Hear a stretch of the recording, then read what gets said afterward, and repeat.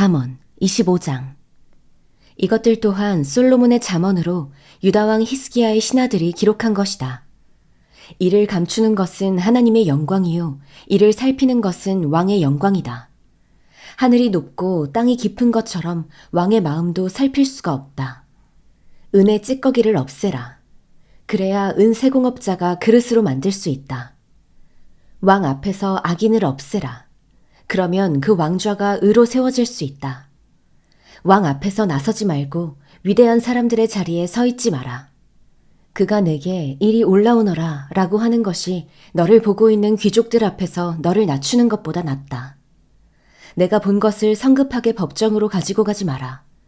내 이웃이 모욕이라도 하면 결국에 어떻게 하려고 그러느냐. 다툴 일이 있으면 당사자와 직접 하고 다른 사람에게까지 그 비밀을 드러내지 마라. 그 말을 듣는 사람이 너를 모욕할지 모르고 너에 대한 좋지 않은 평판이 끊이지 않을지 모른다. 적절한 말을 하는 것은 은쟁반의 금사가와 같다. 지혜로운 꾸짖음이 그 말을 들을 줄 아는 사람의 귀에는 금귀골이나 순금 장식과 같다. 믿음직한 사절은 그를 보낸 사람에게 추수때의 차가운 눈같이 그 주인의 영혼을 시원하게 해준다. 선물을 한다고 거짓말로 자랑하는 사람은 비 없는 구름과 바람 같다. 인내는 통치자를 설득할 수 있고 부드러운 혀는 뼈를 녹일 수 있다. 꿀을 찾았느냐? 그러면 적당히 먹어 과식해 토하지 않게 하여라. 이웃집을 자주 드나들지 마라. 그러면 그가 너를 지겨워하며 싫어하게 된다. 이웃에 대한 불리한 증언을 하는 사람은 방망이나 칼이나 뾰족한 화살과 같다. 고난의 때에 진실하지 못한 사람을 믿는 것은 부러진 이나 어긋난 발과 같다. 마음이 무거운 사람에게 노래를 불러주는 것은 추운 날에 겉옷을 빼앗거나 소다에 식초를 붓는 것과 같다. 내 원수가 굶주리면 먹을 것을 주고 그가 목말라 하면 마실 물을 주어라. 이렇게 하면 내가 그의 얼굴을 부끄럽게 하는 것이며 여호와께서 내게 상 주실 것이다. 북쪽 바람이 비를 불러오는 것처럼 뒤에서 험담하는 혀는 얼굴에 분노를 일으킨다.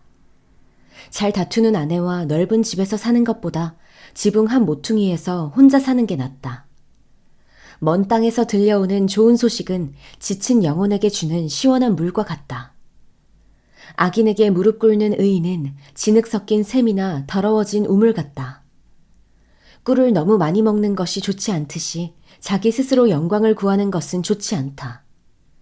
자제력이 없는 사람은 성벽이 무너져 내린 성과 같다.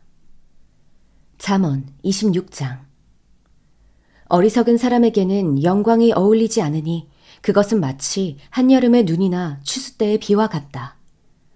떠도는 참새나 날아가는 제비처럼 이유 없이 퍼붓는 저주는 아무에게도 들이닥치지 않는다. 말에는 채찍이, 나귀에는 굴레가, 어리석은 사람의 등에는 매질이 필요하다. 어리석은 사람에게 그 어리석음에 맞춰 대답해주지 마라. 그러지 않으면 너 자신도 그와 같이 돼버린다. 어리석은 사람에게 그 어리석음에 맞춰 대답해 보아라. 아마 스스로 지혜로운 줄 알 것이다. 어리석은 사람의 손에 전할 말을 들려보내는 것은 자기 발을 자르고 손해를 불러들이는 것과 같다. 저는 사람의 다리가 힘이 없듯이 어리석은 사람의 입에서 나오는 잠언도 그렇다. 어리석은 사람에게 영광을 돌리는 것은 무림매에 돌을 매는 것과 같다. 어리석은 사람의 입에서 나오는 잠언은 술 취한 사람의 손에 들린 가시나무와 같다. 어리석은 사람이나 그냥 지나가는 사람을 고용하는 사람은 아무에게나 활을 쏘아대는 궁수와 같다. 개가 그 토한 것을 다시 먹듯이 어리석은 사람도 자기 어리석음을 되풀이한다. 자기 스스로 지혜롭다고 생각하는 사람을 보았느냐? 그보다는 차라리 어리석은 사람에게 더 소망이 있다. 게으름뱅이는 길에 사자가 있다. 사자가 거리에 어슬렁거리고 있다. 라고 한다. 문짝이 경첩에 붙어 돌아가듯이 게으름뱅이도 자기 침대에서 뒹군다. 게으름뱅이는 손을 그릇에 넣고도 입에 떠넣는 것조차 귀찮아한다. 게으름뱅이는 신중하게 대답하는 7사람보다 자기가 더 지혜롭다고 생각한다. 지나가다가 자기 일도 아닌 다툼에 간섭하는 것은 개의 귀를 잡는 것과 같다. 이웃을 속이고 나서 농담이었다 라고 말하는 사람은 횃불을 던지고 화살을 쏴 사람을 죽이는 미친 사람과 같다. 나무가 없으면 불이 꺼지듯이 남의 말을 하는 사람이 없으면 다툼도 그친다.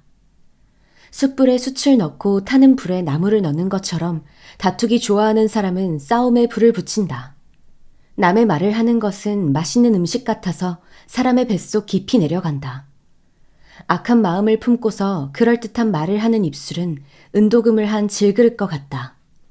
남을 미워하는 사람은 입술로 그럴듯하게 꾸미지만 속에는 딴 마음을 품고 있다. 그 말이 그럴듯해도 그를 믿지 마라. 마음에 7가지 역겨운 것이 있다. 미움을 속여 감추더라도 그 악이 회중 앞에 드러나게 될 것이다. 사람이 함정을 파면 자기가 빠지게 되고 돌을 굴리면 그 돌이 다시 자기에게로 굴러온다. 거짓말하는 혀는 그 혀 때문에 고난당하는 사람들을 싫어하고 아첨은 파멸을 가져온다. 잠언 27장. 내일 일을 자랑하지 마라. 내가 하루 동안에 무슨 일이 일어날지 알 수 없기 때문이다. 남이 너를 칭찬하게 하고 스스로 하지 마라. 칭찬은 남이 해주는 것이지 자기 스스로 하는 것이 아니다. 돌은 무겁고 모래는 짐이 되지만 어리석은 사람의 분노는 그 둘을 합친 것보다 더 무겁다. 화내는 것이 무섭고 진노가 폭풍 같다지만 질투 앞에 누가 당해낼 수 있겠는가? 숨은 사랑보다는 드러내고 꾸짖는 것이 낫다. 친구의 꾸지람은 진실하나 원수의 입맞춤은 속이는 것이다. 배부른 사람은 꿀도 싫어하지만 배고픈 사람에게는 쓴 것도 달다. 자기 집을 떠나 방황하는 사람은 둥지를 떠나 헤매는 새와 같다. 기름과 향수가 마음을 기쁘게 하듯 친구의 진심 어린 충고도 그러하다. 내 친구와 내 아버지의 친구를 버리지 말고 재앙이 닥쳤을 때 내 형제의 집으로 가지 마라. 가까운 이웃이 멀리 사는 형제보다 낫다. 내 아들아, 지혜롭게 돼 내 마음을 기쁘게 하여라. 그러면 나를 욕하는 사람에게 내가 대답할 수 있을 것이다.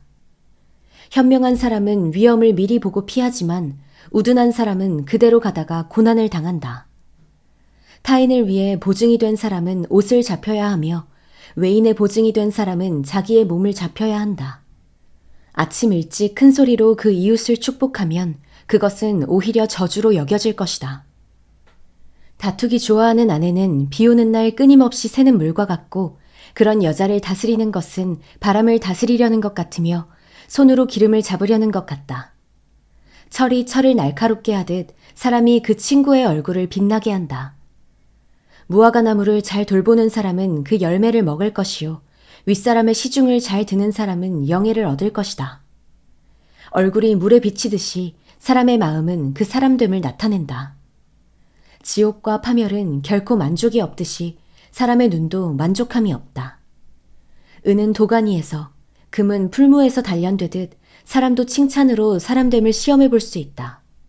어리석은 사람을 절구에 넣고 나달과 함께 공의로 찌을지라도 그 어리석음은 벗겨지지 않는다. 내 양떼의 상태를 잘 알고 내 가축대를 주의 깊게 살펴라. 이는 부가 영원히 지속되지 않으며 면류관이 대대로 이어지는 것이 아니기 때문이다. 풀을 베면 새 풀이 자라나니 산에서 나는 꼴을 거둘 수 있다. 그러면 양으로 옷을 만들고 염소들로 밭값을 치를 수 있을 것이다. 그리고 내 염소 젖은 넉넉해 너와 내 가족뿐만 아니라 내 여종도 먹일 수 있을 것이다.